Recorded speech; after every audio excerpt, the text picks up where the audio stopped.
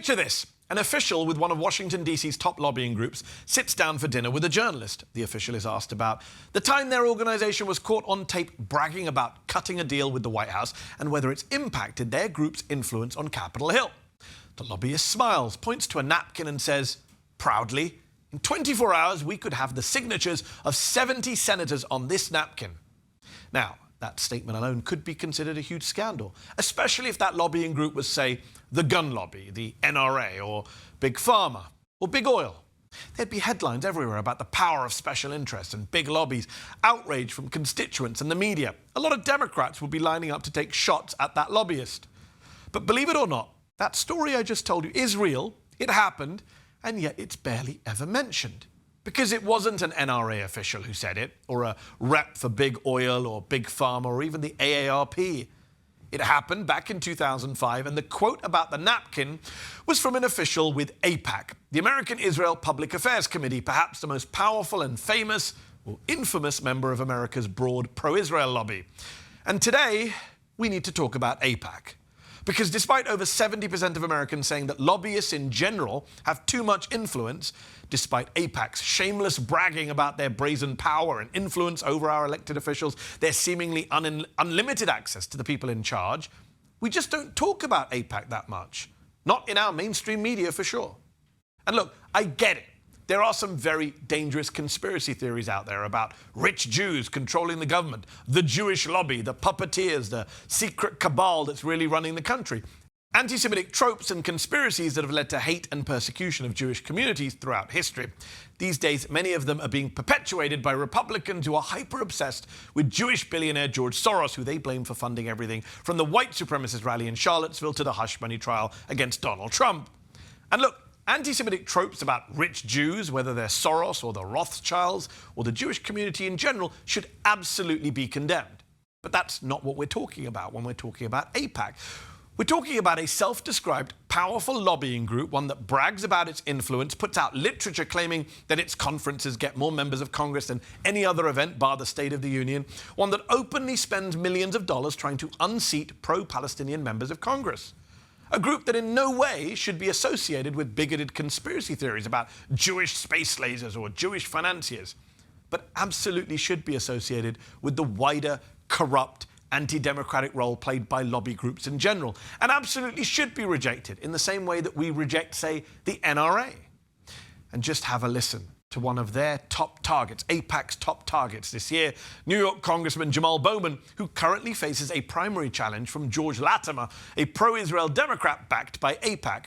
Here is Jamal Bowman speaking with Ziteo's Cynthia Nixon just last week. AIPAC represents special interests in politics, big money in politics, trying to buy elections. They represent all of that.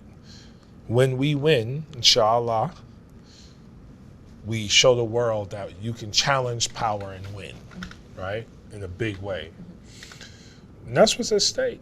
And indeed, the stakes are high in the primary race for New York's 16th congressional district, where AIPAC has already spent over $10 million trying to unseat Bowman, making it the most that AIPAC has ever spent on a race. Bowman is, of course, not the only one AIPAC is going after. According to Politico, AIPAC is expected to spend $100 million this election year as they specifically take aim at pro-Palestinian progressives within the Democratic Party. And remember, AIPAC is actually quite successful when it comes to targeting and taking out members of Congress they disagree with, the ones they dislike. Take the 2022 midterms, for example, when AIPAC helped defeat Congress's most progressive Jewish member, Andy Levin, with their super PAC spending over $4 million against him in his primary. Of course, AIPAC's same super PAC, United Democracy Project, a rather inconspicuous name for a nakedly and hardline pro-Israel group, is now running attack ads against Bowman, just like they did against Levin, with many of those ads having nothing to do with Israel. They don't mention Israel. Funny that. Instead, the ads accuse Bowman of being unable to compromise, even with President Biden, citing Bowman's refusal to vote for the Bipartisan Infrastructure Act.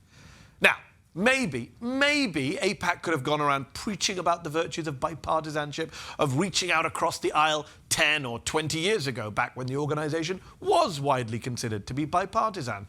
But today that bipartisanship is long gone. AIPAC panders more and more to the far right. In fact, AIPAC's targeting of progressives has turned them into the perfect vessel for GOP megadonors trying to kill progressive policies. And looky here. Earlier this month, Politico reported that AIPAC has now become the biggest source of Republican donations in the most competitive Democratic primaries, making it a clear case of GOP meddling. Now, AIPAC would say that they're simply fighting off the extremists in Congress, a classic racist dog whistle they love to invoke against the non-white members of the squad. We've seen them use this before in their 2021 attack ad against Congresswoman Ilhan Omar when they told voters to stand against terrorists. Ah, yes, because calling out legitimate war crimes while being a black Muslim woman must make you pro-terrorism, right? The truth is that AIPAC couldn't care less about fighting actual extremism.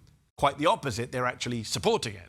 In the aftermath of January the 6th, during the 2022 midterms, AIPAC chose to endorse over 100 members of Congress who voted against certifying the 2020 election results, who chose to perpetuate Donald Trump's baseless election conspiracy theories even after those lies had inspired a violent insurrection from America's own right-wing extremists, or as the FBI likes to call them, domestic terrorists. So much for a united democracy.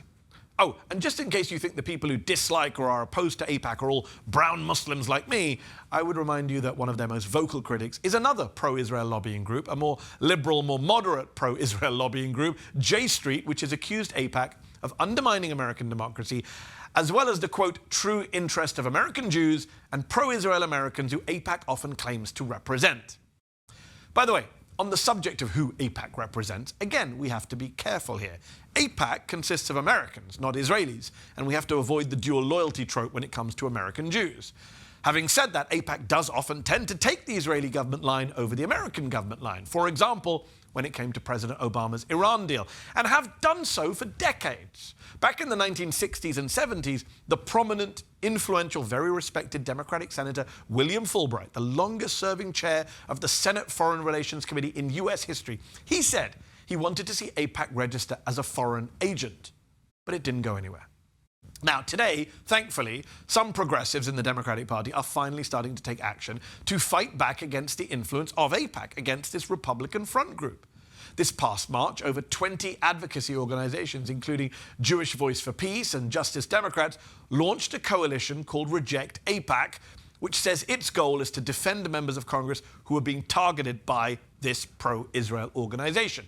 In 2022, squad member Summer Lee in Pennsylvania was successful in fending off a primary challenge from an AIPAC-backed candidate. Now, whether squad member Jamal Bowman in 2024 is similarly successful in his New York district, we shall see. Meanwhile, sadly, shamefully, inexcusably, the majority of elected Democrats in Congress continue to remain silent on AIPAC, and many of them continue to take money from AIPAC and its proxies, even as the GOP uses the organization to interfere in Democratic Party primaries, even as AIPAC itself just backs the Netanyahu government line here in Washington, D.C. Isn't it weird that we can criticize every lobby group on Capitol Hill, from the gun lobby to the oil lobby, but not the pro-Israel lobby, not AIPAC, not the group currently defending a genocide in the Middle East, not the group currently flooding Democratic primaries with Republican money. No, they're off limits, or you're an anti-Semite.